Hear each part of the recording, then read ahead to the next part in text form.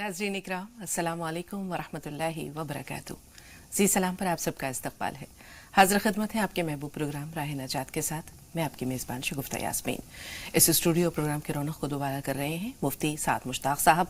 मिलकर इस्तकबाल करते हैं आपके और अपने मुअज़्ज़ज़ मेहमान का। पुरतपा खैर मक़दम, खुशामदीद मौलाना साहब। शुक्रिया। तो नाज़रीन, पूरी टीम की जानिब से आप सबका भी वालेहाना इस्तकबाल है और बात करते हैं आज के मौजू की। आज का हमारा मौजू है ईफ़ाए अहद। नाज़रीन, इस्लाम में वादा वफ़ाई की बड़ी अहमियत है।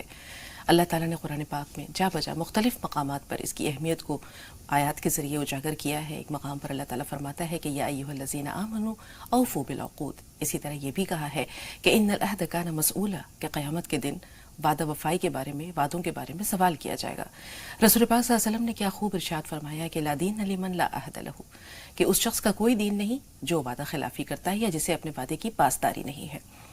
हज़रत उमर फ़ारूक का ज़माना है, ईरानी फतूहात का सिलसिला जारी और सारी है, यहाँ तक कि सासानी हुकूमत का ख़ात्मा हो जाता है और किसरा की हुकूमत या शहनशाहियत पारा पारा हो जाती है।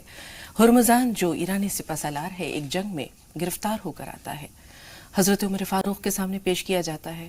हुर्मुज़ान पीने के लिए पानी मांगता है, कहते हैं मुझे प्यास लगी है, पानी दीजिए। हज़रत उमर फ़ारूक के हुक्म पर पानी पेश किया जाता है। उसके हाथ में पानी का प्याला है और वो कहता है कि मुझे खौफ है अपनी जान का, मैं पानी नहीं पीऊँगा, अगर मैं पानी पीऊँगा आप मुझे जो है वो कत्ल कर देंगे। तो हज़रत उमर फ़ारूक कहते हैं कि अमान देता हूँ तुम्हें, जब तक तुम ये पानी पी नहीं लोगे तुम्हारे साथ कोई बास पुर्स नहीं होगी। तो हुर्मुज़ान जब अमान पा लेता है जान की, तो वो पानी का प्याला फेंक देता है। हज़रत उमर फ़ारूक उसकी शातिराना हरकत पर हैरान रह जाते हैं। लेकिन आप ये देखिए कि हुर्मुज़ान अपनी चाल चल चुका, पानी उसने गिरा दिया है और हज़रत उमर फ़ारूक ने वादा किया था कि जब तक तुम ये पानी पी नहीं लोगे तुम्हारी जान बख्शी है। तो यहाँ पर हुर्मुज़ान जो है वो बच जाता है इस चाल से, लेकिन हज़रत उमर फ़ारूक उसकी अपने वादे के मुताबिक उसकी जान बख्शी कर देते हैं, उसे अमान दे देते हैं। इस फराख दिलाना रवैये का असर ये होता है कि हुर्मुज़ान इस्लाम में दाखिल हो जाता है। तो अहले अरब की दीगर खुसूसियात में हम दौर जाहिलियत में भी देखते हैं कि एक बहुत बड़ी खूबी ये थी, शुजाअत तो थी ही, मेहमान नवाजी भी थी, सखावत भी थी, लेकिन साथ साथ वो अपने वादे के बड़े से पक्के हुआ करते थे। जान चली जाए लेकिन वादा खिलाफी ना हो। तो कौल करार की ये पासदारी अहले अरब के खमीर में है। और उसके बाद हम देखते हैं कि रसूल पाक सल्लल्लाहु अलैहि वसल्लम जब मबऊस होते हैं, आपको बस बैसत नहीं भी होती है, उससे पहले भी आप सादिक और अमीन के नाम से मशहूर थे। तो इस्लाम में वादा वफ़ाई की क्या अहमियत है, किस तरह ये अरबों का शियार था, और आज उम्मत मुस्लिमा के ज़वाल के जो असबाब हैं उनमें से एक बहुत बड़ी सबब यह है कि वो अपने वादों का पास व लिहाज नहीं करते। इसी पर मौलाना साहब से बात करेंगे। जी मौलाना साहब, वादा वफ़ाई की जो अहमियत है उसके बारे में तो हम सब जानते हैं। अल्लाह ताला ने रसूल पाक सल्लल्लाहु अलैहि वसल्लम को जब मबऊस किया तो बनी इसराइल से हटकर एक अलग कौम का इंतखाब किया। इस अलग कौम के इंतखाब में वो तमाम खुसूसियात शामिल थी उनके खमीर में, जो कि किसी भी कौम के लिए बायसे फ़ख्र व नाज भी होती हैं। अच्छे बुरे हर जगह होते हैं, लेकिन अहले अरब की जो वादा वफ़ाई है या वादे का पासो लिहाज है, वो किस तरह उन्हें दीगर अक़वाम से मुमय्यज़ करता है, अगर हम दौर जाहिलियत पर एक नज़र डालते हैं तो। बिस्मिल्लाह वल्हम्दुलिल्लाह वस्सलातु अला नबिय्यिल्लाह। ईफ़ाए अहद यानी जो हमने किसी से भी वादा कर लिया है, किसी से कोई एग्रीमेंट कर लिया है, किसी से कोई बात तय कर ली है, अहद ले लिया, पैमान ले लिया, किसी तरह का भी हमने कोई वादा कर लिया है, तो हज़रत इस्माईल अलैहिस्सलातु वस्सलाम जो उस कौम के पूरी अरब के ये एक बाप कहलाते हैं और अबुल अरब उनका एक लक़ब है। हज़रत इब्राहीम अलैहिस्सलातु वस्सलाम के बेटे हैं, ज़बीहुल्लाह हैं। नबी करीम अलैहिस्सलातु वस्सलाम का पूरे अरब का सिलसिले नसब हज़रत इस्माईल अलैहिस्सलातु वस्सलाम के ज़रिए इब्राहीम अलैहिस्सलातु वस्सलाम तक पहुँचता है। तो जब हज़रत इस्माईल अलैहिस्सलातु वस्सलाम की ख़मीर में, उनकी ज़ात में एक ख़ास सिफ़त, यूँ अंबियाए किराम, तमाम अंबियाए किराम में ये सिफ़त आला दर्जे की थी, लेकिन अल्लाह रब्बुल इज़्ज़त ने तमाम अंबिया की कुछ ख़ास सिफ़ात अलग से बाज़ाब्ता तौर पर बयान की हैं। हज़रत इस्माईल अलैहिस्सलातु वस्सलाम की जो सिफ़त बयान की गई है सूरे मरियम में 54वीं आयत है, वज़्कुर फ़िल किताब इस्माईल इन्नहु कान सादिक़ल वअद व कान रसूलन नबिय्या, कि किताब में यानी किताबुल्लाह में हज़रत इस्माईल को याद करो, इन्नहु कान सादिक़ल वअद, वो वादे के सच्चे थे। تو گویا کہ زمانے جاہلیت سے پہلے بھی وہ جو ایک پرمپرا روایات جو آ رہی تھی، جو تراث سے انہیں جو چیزیں ملی تھی، ٹریڈیشن سے جو چیزیں اہل عرب کو ملی تھی، وہ ان کی ذات کے اندر، خون کے اندر پیوست تھا ان کے یہ عہد و وفا. کوئی واقعہ حضرت اسماعیل علیہ السلام؟ حضرت اسماعیل علیہ السلام کا ایک واقعہ، سب سے بڑا تو واقعہ یہی ہے کہ انہوں نے یہ کہا تھا کہ ستجدونی انشاءاللہ من الصابرین، کہ آپ مجھے صبر کرنے والوں میں سے پائیں گے. اور واقعی صبر کر کے انہوں نے دکھایا، یعنی چھری چل جانا اور پھر بھی صبر کر لینا، جو وعدہ کیا انہوں نے پورا کیا. اس کے علاوہ حضرت اسماعیل علیہ السلام کے بارے میں آتا ہے کہ ایک دفعہ انہوں نے کسی سے کوئی لین دین کیا، لین دین کے بعد وہ شخص کہا کہ میں ابھی آتا ہوں، اور وہ جا کر کے ذرا بھول گیا. مشغولیت کوئی بھی ہوتی ہے، کوئی بات آدمی بھول جاتا ہے. حضرت اسماعیل علیہ السلام وہیں پر انتظار کرتے رہے، اور اکثر لوگوں نے ایک دن یعنی پورے 24 گھنٹے کا یعنی لکھا ہے کہ پورے 24 گھنٹے تک وہ انتظار کرتے رہے. کچھ لوگوں نے کئی دنوں کا بھی ذکر کیا ہے، لیکن 24 گھنٹے تو کم سے کم ہیں ہی، کہ 24 گھنٹے تک جو دوبارہ وہ آیا کہ میں بھول گیا تھا اور آپ سے یہ وعدہ ہوا تھا. پھر اس وعدے کو پورا کیا. اس شخص بہت متاثر ہوا. اور اسی طرح کا واقعہ آگے چل کر کے بعثت سے پہلے نبی کریم علیہ السلام کے ساتھ بھی پیش آیا. عبداللہ بن ابی الحمصہ ایک شخص تھا، انہوں نے کہا کہ بایعت النبی صلی اللہ علیہ وسلم، کہ میں نے نبی کریم علیہ السلام سے ایک معاملہ کیا تھا.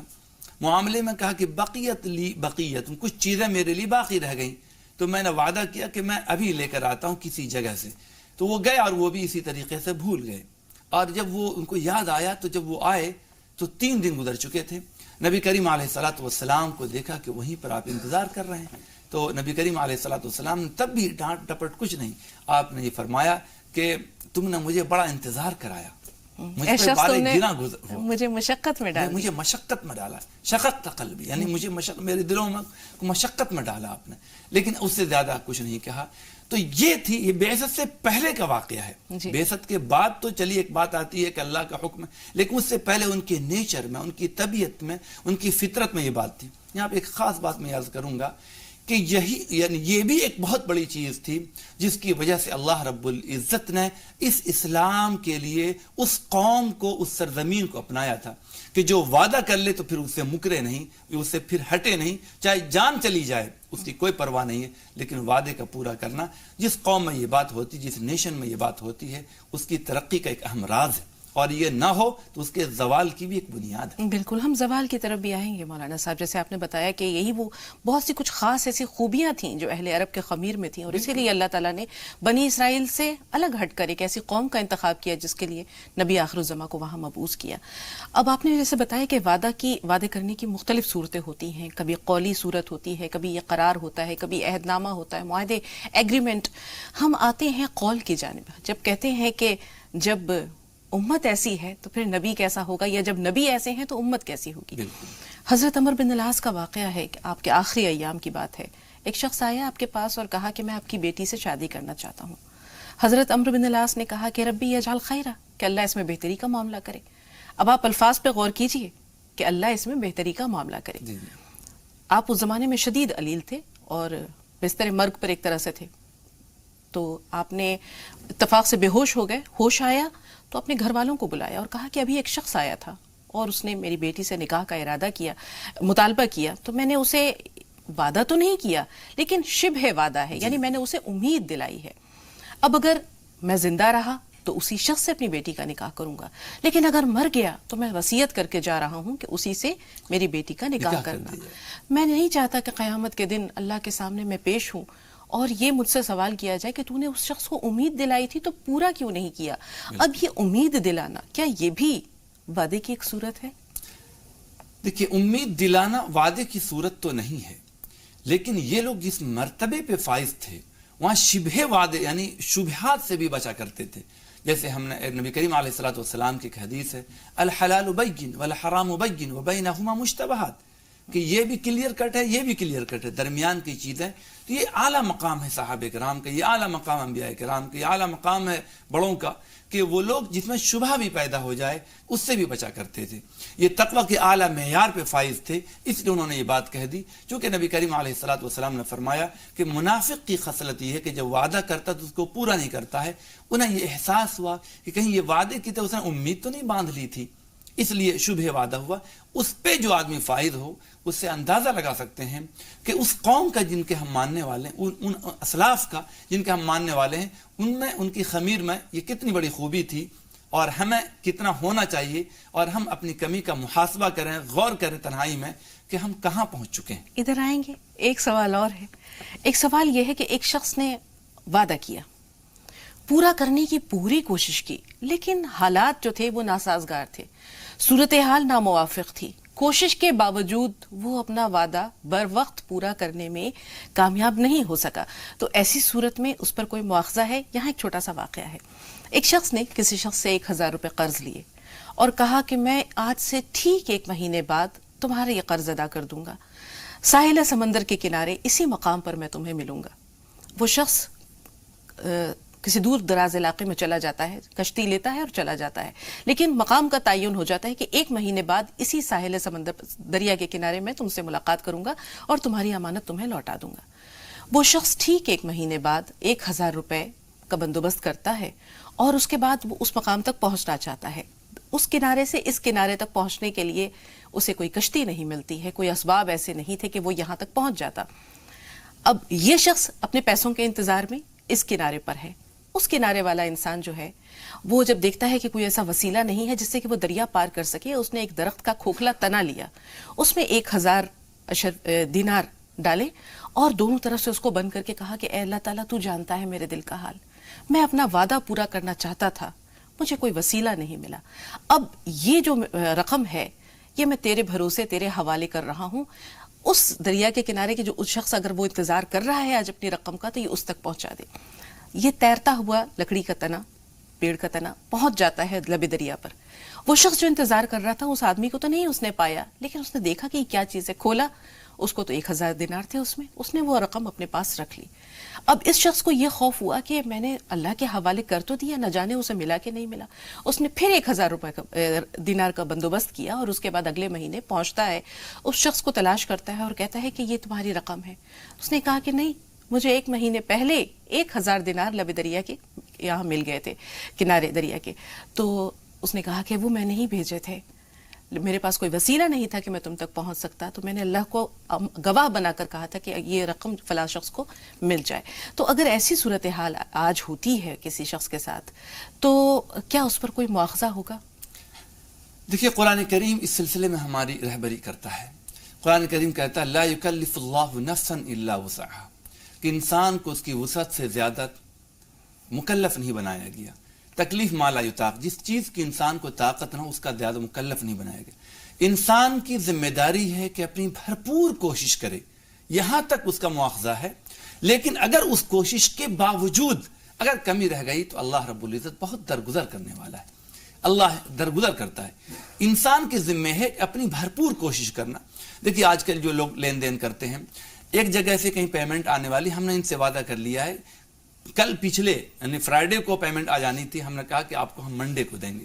اتفاق سے ٹیکنیکل پرابلمس آتی ہیں، بہت کچھ دقتیں آتی ہیں، تو آگے منڈے تک وہ ہم بھی کو بھی پیمنٹ نہیں آ پائی اور اسے ٹیوزڈے یا 1-2 دن اور بھی لگ گئے یا کوئی فالٹ آ گیا اس میں۔ تو انسان نے پوری کوشش کی۔ ایسے موقع کے لیے شریعت ہمیں یہ بات بتاتی ہے کہ ہم اس کی اطلاع دے دیں ان کو کہ ہم نے یہ وعدہ کیا تھا لیکن کچھ ٹیکنیکل پرابلمس کی بنا پہ ایسا ہو گیا۔ اچھا، وہ ایسے لوگوں کو پہچانے جاتے ہیں کہ کون آدمی وعدے کا سچا ہے، کون ایسا ہو سکتا ہے، چونکہ سامنے والا بھی اس بات کو جانتا ہے، لیکن جس آدمی کی فطرت میں کوئی تبدیلی آتی وہ بھی پہچانا جاتا ہے۔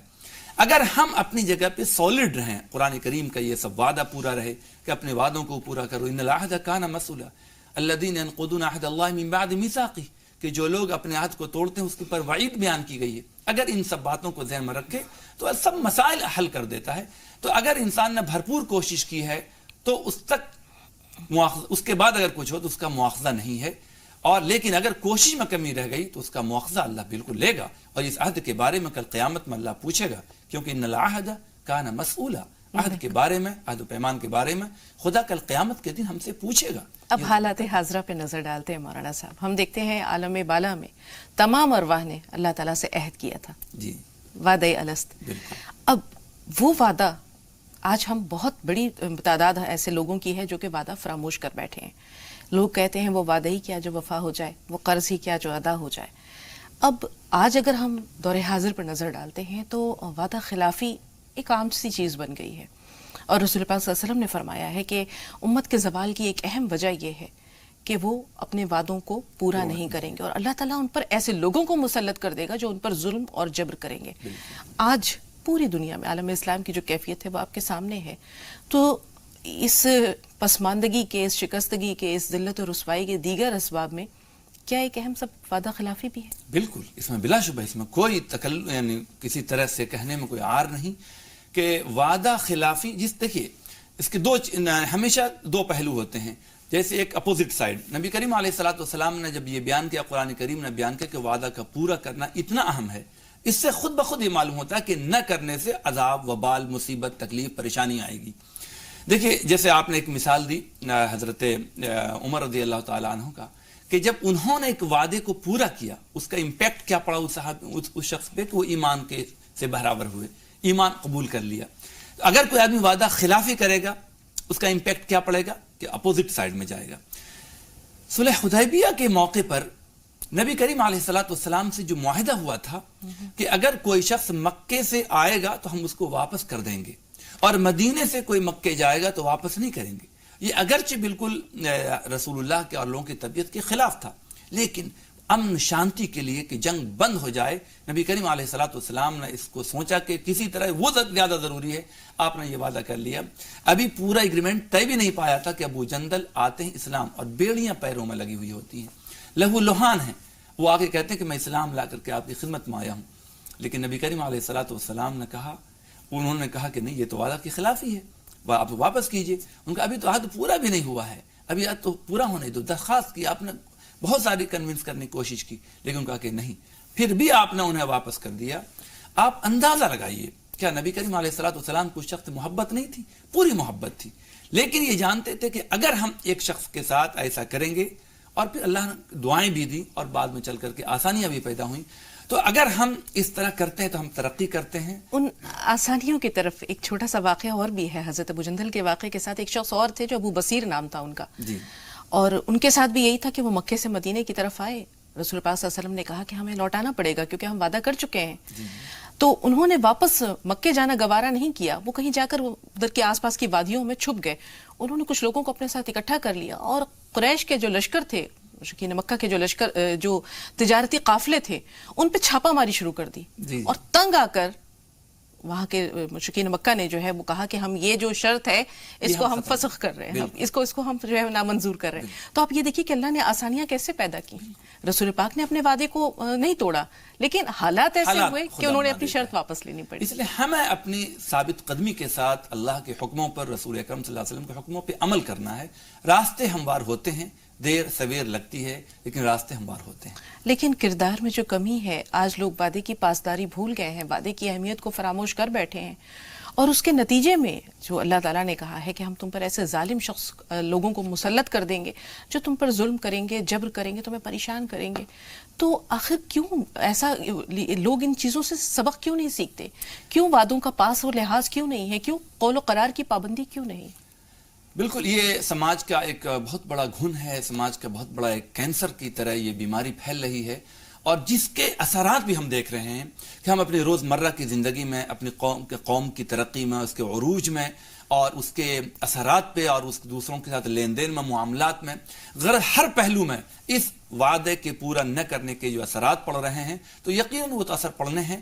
اور جب تک یہ قوم اپنی، یعنی پورا نیشن، پورے تمام لوگ اس کو نہیں اپنائیں گے، تب تک وہ اپنی پچھلی چیزوں کو، اپنی روایات کو واپس نہیں لا سکتے، اور یہ اس طرح زوال کے دلدل میں پھنستے چلے جائیں گے۔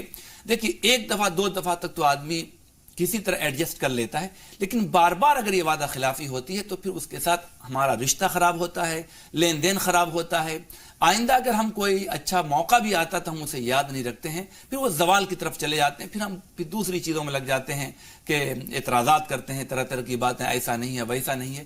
لیکن ہمیشہ یہ بات کہی جاتی ہے کہ محاسبہ، اپنے آپ کا محاسبہ کرنا، ہم میں کیا کمی ہے، ہم میں کیا غلطی ہے، اور ہم کہاں غلط کر رہے ہیں، تو اس کا محاسبہ کرنا اسلام نے بہت بار بار یہ حکم دیا ہے کہ اپنا محاسبہ کرنا۔ دیکھیے، اللہ تعالیٰ کے وعدے کا ہم ہر دن کہتے ہیں، ہر نماز میں کہتے ہیں، ایاک نعبد و ایاک نستعین، اے اللہ ہم تیری ہی عبادت کرتے ہیں. عبادت کا مطلب صرف ماتھا ٹیکنا نہیں, روزہ رکھ لینا نہیں, بندگی کرنا. مطلب تمام ہر لمحے پر, ہر قدم پر, ہر سیکنڈ میں ہم تیرے حکموں کے خلاف نہیں جاتے. وعدہ تو ہم یہ کرتے ہیں اور اپنی زندگی ہم اس کے خلاف کرتے ہیں, گویا اپنی زبان سے ہم اس کے حکموں کی نافرمانی کر رہے ہیں. لیکن احتساب کا شعور کہاں ہے مولانا صاحب؟ 5 وقتہ شعور کو نماز پیدا تو کرنے ادا کی ضرورت ہے. یہ کون کرے؟ کیونکہ ہر انسان اپنے آپ کو درست سمجھتا ہے. جب وہ اپنا محاسبہ کرتا ہے تو اسے اپنے اندر کی کمیاں نظر نہیں آتی. وہ آئینہ کہاں سے لائے جو انسان کو اس کی خرابیاں یا خامیاں دکھائے؟ آئینے کے لیے قرآن اور حدیث ہمارے سامنے ہے. اگر دیکھیں بہت سے لوگ قرآن کریم پڑھنا جانتے ہیں, احادیث پڑھنا جانتے ہیں, تو ان سب چیزوں کا مطالعہ اگر رکھیں, نہیں تو کم سے کم آج کل تو آڈیوز آتی ہیں, وہ سب چیزیں سنی جائیں, اور نہیں تو جیسے اس طرح کے پروگرام آتے ہیں. پھر علماء کی بھی ذمہ داری بنتی ہے. ہم جو بڑے لوگ ہیں اپنے گھر میں تربیت کی ضرورت ہے, جو لوگ جانتے ہیں سمجھتے ہیں, اپنے بچوں کو, اپنی نسلوں کو اس بات کو کنوے کریں, سمجھائیں, تو آہستہ آہستہ جو چیزیں چلی گئی ہیں وہ واپس آ سکتی ہیں. لیکن ایک شعور بیدار کرنے کی, جاگرکتا پیدا کرنے کی ضرورت ہے. اگر یہ چیزیں پیدا کی جائیں گی تب وہ چیزیں آئیں گی, اور اگر نہیں تو پھر زوال کی طرف اور قوم ایک دم دھستی چلی جائے گی. آپ وہ دیکھیے کہ ترقی یافتہ قوموں کے جب آپ عادات اور خصائل پہ نظر ڈالیں گے تو آپ دیکھیں گے کہ وہ تمام خوبیاں جو رسول پاک صلی اللہ علیہ وسلم کے اصحاب میں موجود تھیں وہ آج دیگر قوموں نے اپنا لی ہیں, اور مسلمان ان خوبیوں سے, ان شعار سے خالی نظر, اور اس کا فائدہ بھی انہیں مل رہا ہے. بالکل دنیا میں بھی ترقی ہے, ایک پہچان ہے, عزت ہے. تو یہ چیزیں ہمارے پاس بھی آ سکتی ہیں, بشرطے کہ جیسے آپ نے کہا اول تو شعور پیدا کیا جائے, دوسرے کردار سازی, اس کی بہت ضرورت ہے. مولانا صاحب کبھی موقع ملا انشاءاللہ تو جانیں گے کہ کردار سازی کے لیے کیا کوششیں کی جا سکتی ہیں, اور اس کا پہلا درجہ کیا ہے, اور بتدریج اس کو کس طرح آگے بڑھایا جا سکتا ہے. چھوٹے بچوں کو جو ہم لین دین کی بات کرتے ہیں وہیں سے تربیت کی جائے, کہ ہم نے کسی سے وعدہ کر لیا ہم تمہیں چیز دلائیں گے اور نہیں دلایا تو اس بچے نے سمجھا یہ کوئی اہم چیز نہیں ہے. وعدہ نہ کیجئے, وعدہ کیجئے تو اس کو پورا کیجئے. العیدۃ دین, نبی کریم علیہ السلام نے فرمایا کہ وعدہ قرض ہے. جس طرح قرض کی ادائیگی واجب ہے, ضروری ہے, اس طرح اس وعدے کا پورا کرنا ضروری. تو چھوٹے لیول سے ہم شروع کریں, بڑے لیول پہ ایک بہت بڑا چینل یہ کر کے ہم اس کے ذریعے سوچیں کہ نہیں, چھوٹے لیول سے. یہ بہت بڑی بات ہے مولانا صاحب. 2 کالرز ہیں ہمارے ساتھ. سالار بھائی پہلے آپ سے مخاطب ہیں, فرمائیے سوال کیا ہے. السلام علیکم. وعلیکم السلام ورحمۃ اللہ. باجی سوال یہ ہے کہ مجھے یہ جاننا چاہتا ہوں کہ قسم میں اور وعدے میں کیا فرق ہے, کیونکہ جب میاں بیوی کا جھگڑا ہوتا ہے تو ایک قصوروار رہتا ہے اور ایک بے قصوروار رہتا ہے. جو قصوروار رہتا ہے وہ کہتا ہے کہ میں وعدہ کرتا ہوں آج کے بعد میں ایسا کام نہیں کروں گا, تو دوسری پارٹی اس کو بولتی ہے کہ تمہیں اللہ کی قسم کھانا ہے یا قرآن کی قسم کھانا ہے. تو اس میں فرق کیا ہے وعدے میں اور قسم میں؟ ٹھیک ہے سالار بھائی, اچھا سوال ہے. عبدالقدوس صاحب آپ بتائیے آپ کا سوال کیا ہے. جی السلام علیکم. وعلیکم السلام ورحمۃ اللہ وبرکاتہ. جی بھائی. میرا ایک سوال ہے کہ جو ہم سنت نمازیں پڑھتے ہیں تو فرض نمازوں میں تو سورہ فاتحہ کے بعد سورہ نہیں ملاتے ہیں, سنت نمازوں میں کیا سورہ فاتحہ کے بعد جو ہے سورہ ملا سکتے ہیں؟ ملانا ہے کیا؟ اور مطلب بسم اللہ شریف پڑھنا اس کے ساتھ, مطلب سورہ فاتحہ کے بعد جو سورہ ملائیں گے اس میں بسم اللہ شریف پڑھنا ہے کیا؟ ٹھیک, 2 کالرز اور ہمارے ساتھ ہیں. کوثر صاحبہ پہلے آپ سے مخاطب ہے, روشن صاحبہ آپ سے بھی بات کریں گے, تھوڑا سا انتظار. جی کوثر صاحبہ فرمائیے. جی ہماری بچی کے رشتہ ابھی ہم لگا رہے ہیں, شماب نام ہے. یہ رشتہ کیسا رہے گا ذرا مولانا صاحب سے پوچھنا ہے, ابھی فائنل تو نہیں ہوا ہے. ہاں لیکن وہ یہ جاننا چاہ رہی ہیں کہ رشتہ کیسا رہے گا, کچھ آپ نشانی بتائیے. کیا لڑکا کیسا ہے بھائی آپ کی مرضی کے مطابق ہے, لڑکی خوش ہے, رضامند ہے؟ جی جی جی جی سب ٹھیک ہے. پھر آپ استخارہ کریں, باقی تو مولانا صاحب بتائیں گے. روشن صاحب آپ بتائیے آپ کا سوال کیا ہے. میرا یہ سوال ہے جی, ایک تو میرے پاس کوئی چیز تھی زیور چھپا ہوا, تو وہ میرے شوہر نے پوچھا یہ کس کا ہے, میں نے کہا میرا ہے.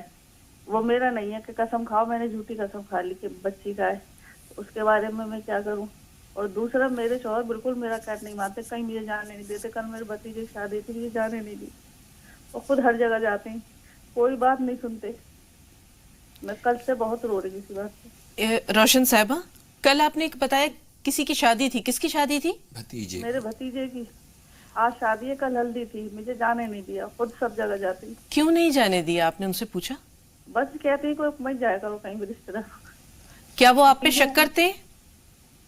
नहीं शक वक कुछ नहीं करते, बस जाने ही नहीं देते, कहीं ये चाहते घर में ही रहूं मैं। ये तो गलत बात है। क्यों मौलाना साहब? कोई ना कोई वजह होगी, और बिला वजह भी कुछ लोग ऐसे होते हैं। तो हम तो यही दुआ करते हैं कि अल्लाह रब्बुल इज़्ज़त आपके घरों में अच्छा माहौल बना दे, और अगर माकूल कोई ऐसी बात नहीं है तो फिर उन्हें जाने देना चाहिए था। औरतों को भी कुछ इख्तियारात हैं, और औरत भी एक समाज में रहती है। और ये रिश्तेदारियां हैं। जब औरतें आज नहीं जाएंगी तो कल चल करके बच्चों की रिश्ते में, बीमारी, दुखी में, मौत, हयात में परेशानी होती है। जब हम एक समाज में रहते हैं तो समाज का हिस्सा बन के रहना पड़ता है। तो हम ये देखते हैं जो लोग एकदम बिल्कुल या तो कुछ अच्छा ठीक ठाक कमा लेते हैं तो वो एक समाज से कट जाते हैं, आगे चल करके बड़ी परेशानी होती है। या एक अपनी जगह से, समाज से हट करके दूसरी जगह अपना बुनियाद बना लेते हैं तो वहाँ भी उन्हें परेशानी होती है। तो आगे को सोच करके ये करना चाहिए।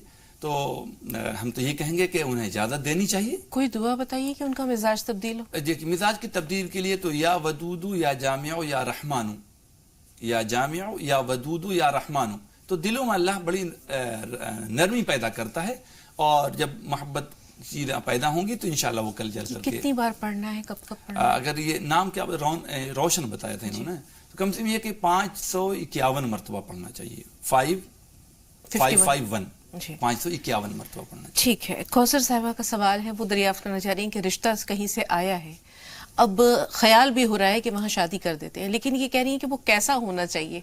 अब आप देखिए, पूरी कंडीशन अगर मालूम होती तो यहाँ उसका तज्जिया किया जाता, यहाँ से कुछ बेहतर बताया जाता कि लड़का क्या करता है और बरादरी क्या है।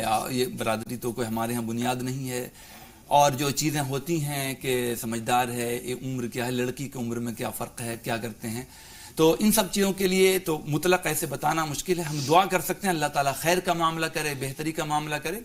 और उसके लिए अगर आप ये चाहें कि बेहतर कोई शक्ल हो तो जो इस्तिखारे की शक्लें हैं वो इस्तिखारा कीजिए, और अगर वो भी ज़रा लंबा हो तो इय्याका नअबुदु व इय्याका नस्तईन और इहदिना सिरातल मुस्तकीम, ये दोनों आयत मिल करके कम से कम 41 मरतबा पढ़ करके सोएं, इस इरादे से कि अल्लाह रब्बुल इज़्ज़त कोई बेहतर बात हमारे दिलों में डाल दे, तो अल्लाह ताला आपके दिल में एक बात जम जाएगी। उसी को आप समझिए कि अल्लाह का एक फैसला है। जी जरीन, फरमाइए आपका सवाल क्या है?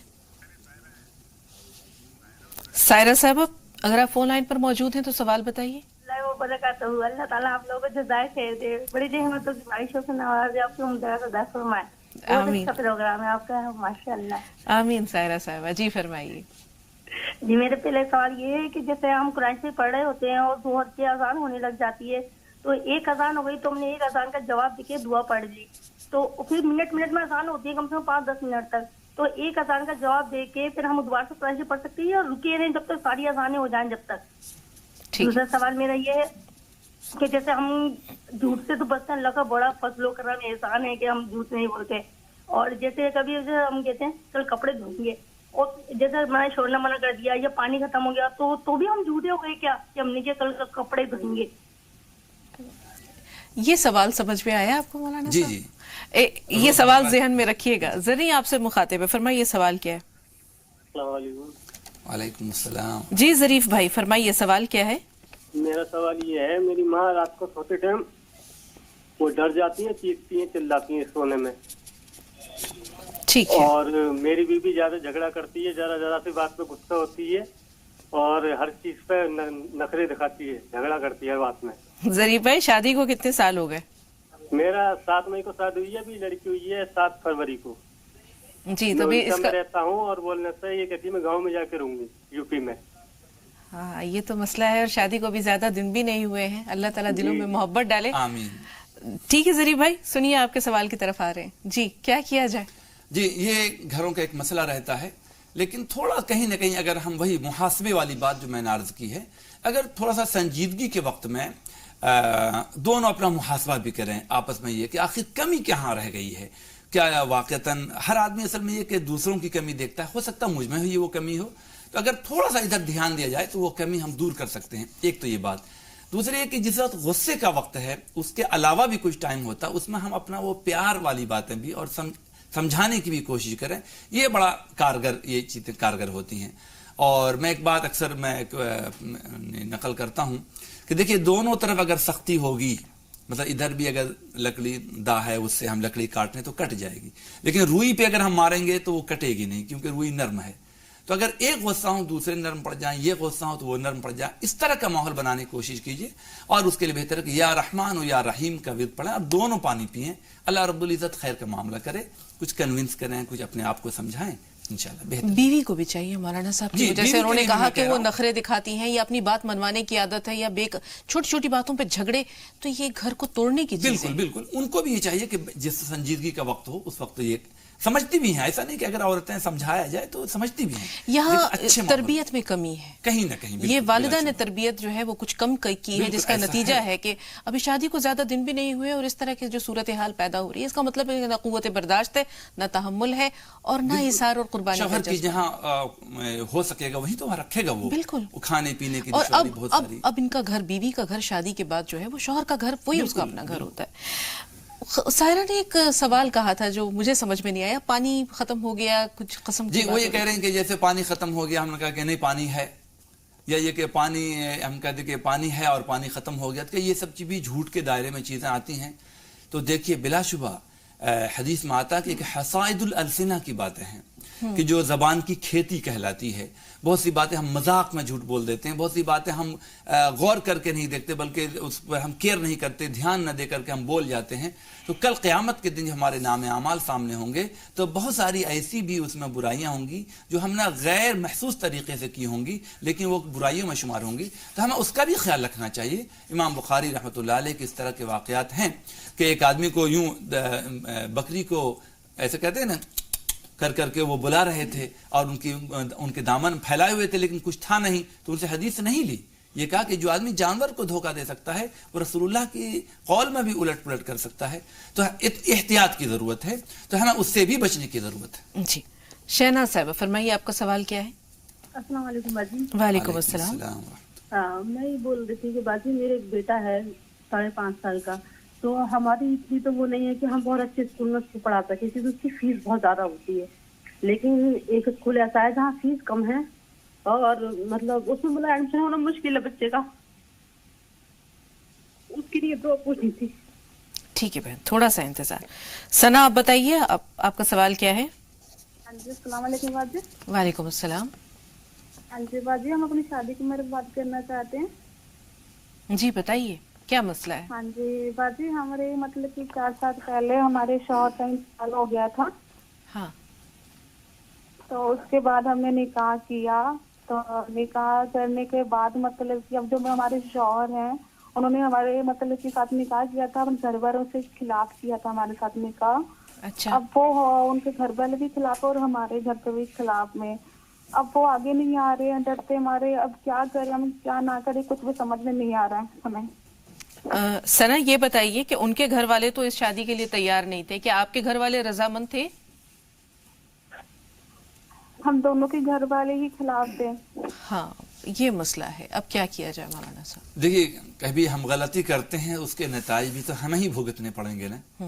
دیکھیے ماں باپ ہمیں پیدا کرتے ہیں، ہمیں پالتے ہیں، پوستے ہیں، اپنی تمام تر قربانی دیتے ہیں، بہت سارے جذبات، بہت ساری خواہشیں وہ مار دیتے ہیں ہماری وجہ سے، تو کل بڑے ہو کر کے کیا ہماری ذمہ داری نہیں بنتی کہ ہم اپنے ماں باپ کا خیال رکھیں، جس کو نبی کریم علیہ الصلوۃ نے بھی حکم دیا ہے کہ ماں باپ کے بھی مشورے، ماں باپ کو بھی حق ہے۔ اگر ہم ان کے خلاف ورزی کریں گے اور غلطیاں ہوں گی ہم سے تو بھگتنا بھی تو ہمیں ہی پڑنا پڑے گا۔ باقی ہم یہ دعا کرتے ہیں کہ آپ نے اتنا بڑا قدم اٹھا لیا ہے تو اللہ رب العزت خیر کا معاملہ کرے، ماں باپ کو آپس میں قریب کرنے کی کوشش کوئی کیجیے، دعا بتائیے اور یا جامعہ یا ودودو پڑھیے، اور اس سے سورہ مریم آپ پڑھتی رہا کیجیے اگر سورت پوری پڑھ سکیں تو، اور یا جامعہ یا ودودو پڑھیے اور خیر کی دعائیں مانگتے کتنی بار پڑھیں؟ کیا نام بتایا تھا انہوں نے ثنا نام بتایا تھا، تو کم سے کم ان کو بھی 500 مرتبہ کم سے کم پڑھنا چاہیے۔ جی 500 مرتبہ۔ ہمارے پاس سوالات کئی ہیں مولانا صاحب۔ روشن صاحبہ کا ایک سوال لے لیتے ہیں، جیسے انہوں نے کہا کہ ان کے شوہر نے ان سے کسی چیز کے بارے میں قسم اٹھوائی اور وہ اتفاق سے جھوٹی قسم تھی، تو جھوٹی قسم کا کفارہ دیکھیے اللہ رب العزت کتنا عظیم ہے اور کتنا ہم پہ محسن ہے، اور اس ذات کی کا نام لے کر کے ہم کوئی ایسی غلط بات بولیں تو ہم اندازہ لگا لیجئے کہ اس اللہ رب العزت کی کتنی بڑی ہم نے بے حرمتی، بے عزتی کی ہے، کیا خدا ہمیں بخشے گا؟ باقی اس کا کوئی کفارہ نہیں ہے، لیکن یہی بہت بڑی بات ہے کہ اللہ رب العزت کے نام کے ساتھ ہم نے یہ کیا ہے۔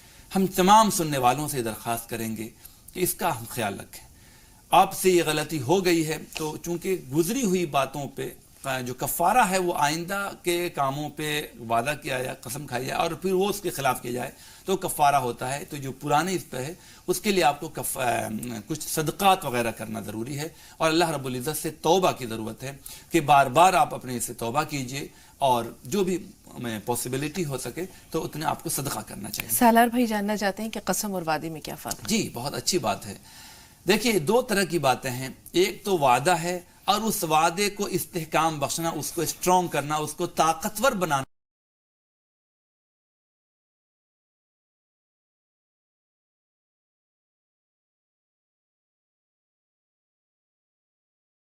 ایک یہ ہے کہ ذرا وکیل کے رجسٹر کو مینٹینس کرتے ہیں، اور یہ کہ کورٹ میں جا کر کے ہم مجسٹریٹ کے سامنے کسی کو کرتے ہیں تو ایک مضبوط ترین وہ ہوتا ہے جس کو ہم اپیل بھی کر سکتے ہیں کورٹ میں. تو قسم گویا کہ اللہ کی کورٹ کے لیے ایک اوتھ لیا گیا ہے، تو وہ سے ہیوی عہد و پیمان ہے، اس میں بہت زیادہ ہماری رسپانسبلٹی بڑھ جاتی ہے. یہ فرق ہے دونوں. جی سائرہ صاحبہ فرمائیے، سوال کیا ہے؟ باجی جی بہن. ہاں السلام علیکم باجی. وعلیکم السلام، فرمائیے. باجی میرے 2 سوال ہیں، اور مولانا صاحب سے پلیز میرے دونوں سوال لے لینا. میں آج بہت پریشان ہو کر آپ سے بات کر رہی ہوں. جی بتائیے، پہلا سوال کیا ہے؟ ہاں پہلا سوال یہ ہے باجی، میرے گھر میں اتنی پریشانی ہے، اور مولانا وارا جس کو بھی کبھی دکھایا نا سب یہ لوگ کہتے ہیں کہ تمہارے گھر میں اثرات ہیں اور سایہ ہے کسی چیز کا. میرے شوہر ختم ہو گئے 10 سال پہلے، تو وہ کہتے ہیں کہ میں تمہارے شوہر کی. ٹھیک. دوسرا سوال سائرہ صاحبہ. سائرہ صاحبہ آپ سے رابطے میں خلل آ رہا ہے. دوسرا سوال. اچھا دوسرا سوال میرا یہ ہے کہ میرے جو گھر میں ہے نا یہ میں بیمار بہت رہتی، کچھ نہ کچھ ہوتا ہی رہتا ہے مجھے. ٹھیک ہے. ہاں جی جی انیس بھائی آپ بتائیے، آپ کا سوال کیا ہے؟ السلام علیکم. وعلیکم السلام. وعلیکم السلام. آپ نے جو واقعہ سنا ہے حضرت عمر رضی اللہ تعالیٰ عنہ کا، حرملہ والا کو دوبارہ سنا دو. حضرت عمرو بن العاص کا، حضرت عمر رضی اللہ تعالیٰ عنہ کا جو واقعات بتایا آپ نے کہ وہ حرملہ کو پانی کا بہتا والا، وہ سنا دو دوبارہ. ہرمزان والا. اچھا بہت اچھا لگا. چلیے ٹھیک ہے، سنا دیتے ہیں. لیکن بھائی ہمارے پاس سوالات بہت سارے، تھوڑا سا انتظار، 2-3 سوالات لے لیں اور اس کے بعد پھر سناتے ہیں. سنت میں جیسے عبدالقدوس صاحب نے فرمایا کہ سورہ ملاتے ہیں، تو وہ جاننا چاہ رہے ہیں کہ فرض میں اور سنت میں کیا فرق ہے؟ دیکھیے فرض کی 2 رکعت والی جیسے فجر ہے، اس میں آپ کی پہلی 2 رکعت میں تو آپ کو سنت رکعت ملانی ہی ہے، جیسے سورہ فاتحہ کے بعد کوئی سورت ملانی ہی ہے. باقی جو 4 رکعت والی فرض نماز ہے، اس کے آخر کی 2 رکعتوں میں ہمیں سورہ فاتحہ کے بعد سنت نہیں ملانی ہے، الا یہ کہ پہلے چھوٹ جائے تو بعد میں ملانی ہے. لیکن سنت کی ہر رکعتوں میں سورہ فاتحہ کے ساتھ سورت ملانی ضروری ہے. وہ ملانی تو اس کے بغیر ہماری نماز نہیں ہوگی، سجدہ سہو واجب ہوگا. سنت کی ہر رکعت میں 2-4 رکعت والی اس میں سورت ملانی ہی ہے. اس سے پہلے بسم اللہ پڑھنی ہے. ہاں جی. یہ سورت اور بسم اللہ کے بارے میں یہ کہ جب ہم ثنا پڑھتے ہیں پہلی رکعت میں تب تو ہم اعوذ باللہ بسم اللہ ثنا کے بعد پڑھتے ہیں پورے طور پر. باقی ہر رکعت کے شروع میں ہم بسم اللہ پڑھتے ہیں. سورہ فاتحہ اور سورت کے درمیان دونوں طرح کی باتیں کہی گئی ہیں. سورت ملا بھی سکتے ہیں، سورت نہیں بھی ملا سکتے ہیں. سورت نہ ملانے کی اجازت ہے. جی ظریف بھائی کی والدہ رات کو سوتے ہوئے ڈر جاتی ہیں. جی ان کو یہ چاہیے کہ آیت الکرسی پڑھ کر کے والدہ کو کچھ پانی پلا دیں، 1-8 گھونٹ، اور پھر وہ سوئیں. اگر خود پڑھ سکتی ہیں تو یہ آیت الکرسی پڑھیں کم سے کم 3 مرتبہ، نہیں تو کم سے کم یہ کہ پڑھ کے پانی پلایا جائے تو اللہ رب العزت ان کو ڈرنے سے بچائے گا. سائرہ صاحبہ قرآن پاک کی تلاوت کر رہی ہیں، ظہر کا وقت ہے، اب اذان ہو رہی ہے اور کئی مساجد ہیں باری باری. پہلی جو مسجد میں اذان ہوئی ہے انہوں نے کلمات کا جواب دے دیا، دعا بھی پڑھ لی. اب اس کے بعد وہ کیا کریں؟ بقیہ جو مساجد میں اذان ہو رہی ہے ان کا جواب دیں یا قرآن پاک کی تلاوت شروع کر دیں، جاری کر دیں؟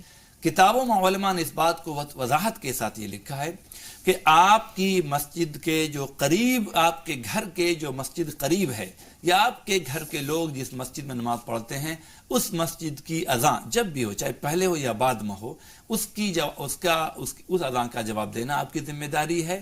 باقی اور کی ہر اذان کی ذمہ داری نہیں ہے.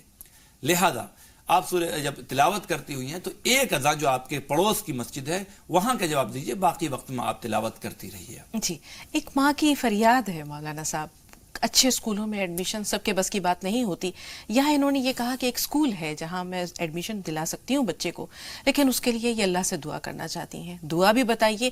اور ایک چھوٹی سی بات اور جو والدین کے ساتھ ہم چاہیں گے کہ آپ اس کے سلسلے میں رہنمائی کر دیں, کہ اکثر ہم یہ سوچتے ہیں کہ فلاں اسکول بہت اچھا ہے, تعلیم میں کمی بیشی ہو سکتی ہے, لیکن ایک جو بنیادی تربیت ہے وہ ماں دے سکتی ہے. اگر یہ تعلیم کے ساتھ ساتھ جو کمی اگر وہاں ہے اس کو گھر پر اپنی تربیت کے ذریعے پورا کر دیں تو کیا یہ مناسب نہیں ہوگا؟ بالکل. سب سے پہلے تو میں ان کو مطلب ان کے بھرائی ہوئی آواز پہ میرا دل بھی اندر سے ہو گیا کہ ایک تو تعلیم کے لیے, بچوں کی تعلیم کے لیے فکر مند ہونا واقعا اس بہت بڑی چیز ہے. تعلیم سے جو لوگ جڑے ہوئے ہیں اس کو اس کی اہمیت کا اندازہ لگ سکتا ہے. ہم یہ دعا کرتے ہیں کہ اللہ آپ کی منشا کے مطابق یہ اسکول میں چاہتی ہیں وہاں داخلہ ہو جائے, اور اس کے لیے آپ کو چاہیے کہ یا وکیلو یا رحمانو پڑھیں آپ, اور کثرت سے پڑھیں. مطلب آپ ابھی ایڈمیشن کا ٹائم چل رہا, کثرت سے پڑھ, جب بھی موقع ملے آپ پڑھیے. یہ تو چند باتیں ہوئیں. اور ایک بات, یہ بات جو آپ نے کہی کہ دیکھیے بلا شبہ ہم نے یہ دیکھا ہے کہ بہت سے بچے جو اس وقت آئی ایس ہیں یا سی اے یا چارٹر اکاؤنٹنٹ یا آئی ٹی آئی وغیرہ میں ہیں, ان کا بیس بہت کانوینٹ یا اس طرح کے بڑے اسکولس نہیں ہیں, بلکہ بہت نارمل اسکول سے ہیں, ایسے اسکول سے ہیں. لیکن یہ ہے کہ وہ ان کے بچے بہت اچھے بن گئے, جن کو ہم بڑے اسکول سمجھتے ہیں, وہ ان کا بیس وہ نہیں تھا. ایک تو یہ بات. باقی ہے کہ تربیت اور گھر میں جو آپ اچھی تعلیم دینے کا ماحول بنائے وہ ایک اہم ہے. تو بڑا اسکول اہم نہیں ہوتا. ایڈمیشن کے لیے کوئی دعا بتا دیجیے مولانا صاحب. ان کو چاہیے کہ یا جامعہ یا رحمانو وغیرہ پڑھنا چاہیے. جی. سائرہ صاحبہ کا سوال ہے, گھر میں پریشانیاں ہیں, اثرات وغیرہ ہیں. دیکھیے اس کے لیے اگر کسی نے یہ بات بتائی ہے تو اس کے لیے آیت الکرسی کا ورد آپ کو 41 دن تک 41 مرتبہ, اور ہو سکے تو 41 دن تک 41 مطلب روزانہ پڑھیں کہ اس کی آواز پھیلے پورے گھر میں. انشاءاللہ یہ اثرات ختم ہوں گے. اب بیماریوں سے بچاؤ کے لیے کوئی دعا؟ دیکھیے یا سلام و یا شافی ہمیشہ پڑھتے رہنا چاہیے, اور وَإِذَا مَرِضْتُ فَهُوَ يَشْفِينِ یہ کرتے رہے. جی. اور اس دوران کے ہمارے پاس تھوڑا سا وقت ہے, اور کالرز بھی انشاءاللہ ضرور ہم ان کو شامل کریں گے. انیس بھائی کی فرمائش سر آنکھوں پر ہرمزان کا واقعہ آپ نے کہا کہ ایک بار پھر بیان کر دیجئے. تو ہم دیکھتے ہیں کہ جنگ قادسیہ میں جو ہے وہ ایرانی حکومت کی کمر ٹوٹ گئی, اور کسرا کی جو بادشاہت تھی وہ پارا پارا ہو گئی. ہرمزان ایک بہت جرنیل تھا ایرانی فوج میں, سپہ سالار تھا. وہ جنگ کے بعد جو ہے وہ قید ہو کر حضرت عمر فاروق کے پاس آتا ہے, اور اسے یہ ڈر تھا کہ میں مارا جاؤں گا, کیونکہ اس کے جنگی جرائم بہت زیادہ تھے. اس نے ایسے قصور کیے تھے جس کے نتیجے میں اس کی گردن مار دینی چاہیے تھی. تو حضرت عمر فاروق کے سامنے جب وہ آتا ہے بیڑیوں میں جکڑا ہوا, تو کہتا ہے کہ مجھے پانی چاہیے, پیاس لگی ہے. حضرت عمر فاروق کہتے ہیں کہ اسے پانی پلاؤ. پانی کا پیالہ جب اس کے ہاتھ میں دیا جاتا ہے تو وہ بہت تیز تھا. اس نے کہا کہ مجھے ڈر ہے کہ میں ادھر پانی پی رہا ہوں گا اور ادھر جو ہے وہ میری گردن اڑا دی جائے گی, تو مجھے جان کی امان چاہیے, مجھے پناہ دیجیے. حضرت عمر فاروق نے کہا گھبراؤ نہیں, جب تک تم یہ پانی نہیں پیو گے تمہیں مارا نہیں جائے گا, تمہاری گردن نہیں اڑائی جائے گی. ہرمزان نے جب یہ سنا کہ حضرت عمر فاروق نے اسے وقتی طور پر جب تک وہ پانی نہیں پی لیتا جان کی امان دے دی ہے, اس نے پانی کا پیالہ پھینک دیا. پانی کا زمین پر گرنا تھا کہ حضرت عمر فاروق دنگ رہ گئے اس کی شاطرانہ چال پر. تو پوچھا کہ یہ کیا؟ کہا کہ آپ نے امان دی تھی مجھے کہ جب تک میں پانی پی نہیں لوں گا آپ میری جو ہے وہ جان نہیں ماریں گے, تو اب تو پانی میں پی نہیں سکتا. حضرت عمر فاروق نے کہا کہ جاؤ, میں نے تمہیں امان دی. ہرمزان پر حضرت عمر فاروق کے اخلاق کا یہ اثر ہوا کہ آگے چل کر اس نے اسلام قبول کر لیا. تو یہ اہل عرب کے یا امت مسلمہ کے یا خلافت راشدہ میں ہم دیکھتے ہیں کہ خلفائے راشدین کے عادات اور اطوار تھے. اب چلتے چلتے مولانا صاحب وعدہ خلافی پر, جیسے آپ نے بہت خوبصورت بات کہی کہ گھر سے ہی اگر ہم بچوں کو چھوٹی چھوٹی باتوں پر اچھی باتوں کی تربیت دیں, ان کے کردار کو سنوارنے کی کوشش کریں. اور جیسے آپ نے کہا بچہ ماں کہہ رہی ہے کہ تم یہ سبق یاد کر لو, میں تمہیں فلاں چاکلیٹ دلاؤں. استطاعت نہیں ہے, پیسے نہیں ہے گھر پہ, لیکن جھوٹا وعدہ کر رہی ہے. تو یہ چیز بچے کے دل پر سے ماں کے لیے اعتماد میں کمی کس طرح کرتا ہے, اس کے اخلاق میں زوال کا سبب کیسے بنتا ہے, یہ ہم چاہیں گے آپ سے جان لیں. دیکھیے یہ بات جو میں نے عرض کی کہ بہت سی دفعہ ہم کسی بچے سے یہ وعدہ کر لیتے ہیں کہ اگر تم نے یہ یاد کر لیا تو ہمیں کوئی چیز خرید کے دیں گے, اور اگر ہم نے خرید کے نہیں دیا تو یہ بھی وعدہ خلافی ہے. یہ تقوی والی بات نہیں بلکہ ایک ذمہ داری ہے. ایک تو یہ کہ بچے کا ماں پہ اعتماد, دوسری بات یہ کہ بچوں کے دلوں میں یہ بات یہ احساس پیدا ہوگا کہ یہ وعدہ جو ہے کوئی چیز نہیں ہے, اگر وہ کل چل کر کے وہ بھی ایسا کرے گا تو یہ چیزیں پھر چلتی رہیں گی. اسی وجہ سے ہمیں بہت سوچ سمجھ کر کے خاص طور پر تربیتی انداز کے لیے اپنے گھر کے ماحول میں ہم جو کچھ کہہ رہے ہیں اس کو ہم سچ کر کے دکھائیں اور اچھا کر کے دکھائیں. ایک تو غلط چیز نہ بولیں. دیکھیے کبھی کبھی ہم زبانوں گھر بچوں میں ایسے الفاظ کم بخت یہ تو بڑی معمولی باتیں ہیں، کمینہ اور اس طرح کے الفاظ بول دیتے ہیں جس کو ہمیں احساس بھی نہیں ہوتا، لیکن کم سے کم بچہ سنتے سنتے اس کی قباحت اس کے دلوں سے ختم ہو جائے گی، کل چل کر کے اس کا عادی ہو جائے گا. بالکل، کان بھی مانوس ہو جائیں گے اور زبان بھی مانوس ہو تو جائے اس گی. لیے جھوٹ میں، اس وعدہ خلافی میں ہمیں اگر اس سے کوئی بات کر لی ہے تو اس کو پورا کرنا چاہیے، اس سے اس کی عظمت آئے گی کہ بھائی یہ ذمہ داری ہماری ہے. بہت شکریہ مولانا صاحب اسٹوڈیو میں تشریف آوری کے لیے اور ناظرین کی رہنمائی کے لیے. کل تک کے لیے اجازت دیجیے. السلام علیکم ورحمۃ اللہ وبرکاتہ.